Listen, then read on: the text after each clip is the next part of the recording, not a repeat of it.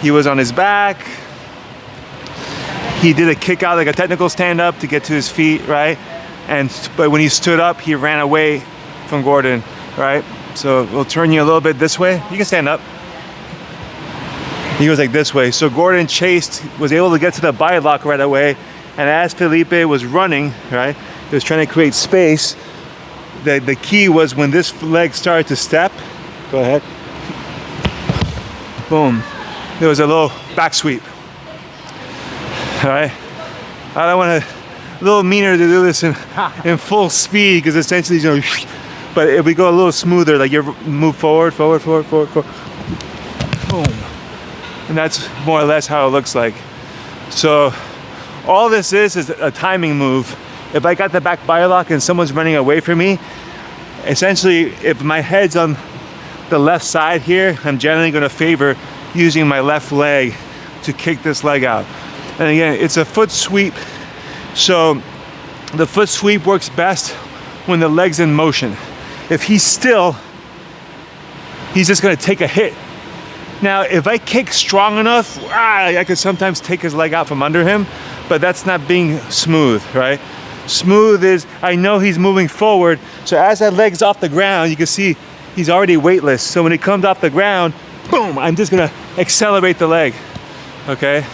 Now, I could also complement this with a lift, right? So that as I'm kicking this leg out, I could quarter turn lift and return him to the mat a little better. Right? But the key there is just timing. If I really wanted to force this on a guy that was stationary, I could just drive into him, right? So that as he's driving, boom, now I could sweep out there. Or another option, if he was really still, is that I could lean him on one hip. You see how I'm using my body lock to twist him this way?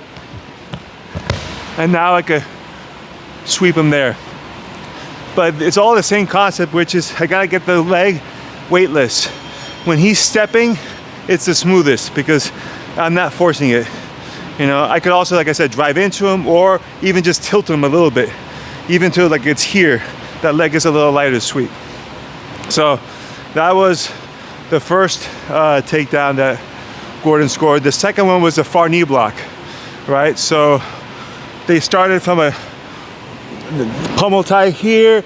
Gordon got the over, pummeled it in, and from the underhook position here, he went near side trip here, stumbled him a little bit, and then boom, ran the far knee block. Okay, so if we're both head and arm tied up here, okay, my over tie is just gonna pummel in, and now I can just punch through and make it an underhook. At this point, I got my little microphone here, so turn it a little bit so it doesn't bump into the album. But I'd be head to head, and again, my far knee block is normally here. Now, Gordon, rather than going straight to it and telegraphing it, he first pulled on the underhook, and he went for near side foot sweep or trip here, where when he pulled, he tried to stumble that way. Now, not a strong attack from here. I don't think it needed to be. It was more of a setup because he did this, stumbled him a little bit, and then he went right into that far knee block, okay? And my far knee block is foot stepping in between his legs, blocking the knee. It's not so much like I'm ripping the leg off the ground. I just need to hold it. And then this hand punching like at a 30, 45 degree angle. So not straight across, definitely not down, it's up. The up is what gets his shoulders off balance. Because if I tilt his shoulders here, you can see now his head's over his knee, he's gonna start collapsing. In the match, what ended up happening is that I think Gordon hit him so hard with this shoulder that Felipe actually gave his back from standing here, and then he ended up falling, getting swept from the knee block afterwards. Right? Normally, a guy who's wrestling with you is gonna try to square up with you a little bit more, and you'll end up falling like that. But in Felipe's case, it worked out for him because when he turned, he inverted, went into his 50-50 game again, right? But if they turn away from you like this, it's still gonna result in a takedown. Okay, so that was takedown number 2.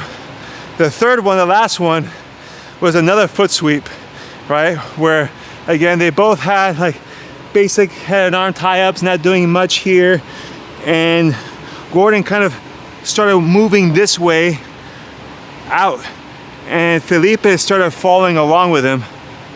And then he came here, boom, and did that little basic, again, back sweep. I think this is a little more a function of fatigue, because right after that takedown, the match pretty much ended 30 seconds later. But it was still a good setup. It was a good read, because Gordon waited for him again to move in that direction, right? I'm not sure if it was as much as Gordon pushing his head or that he was just following where Felipe was going, because Felipe started moving this way. Not so much, but you know, he started walking a little bit this way. Boom.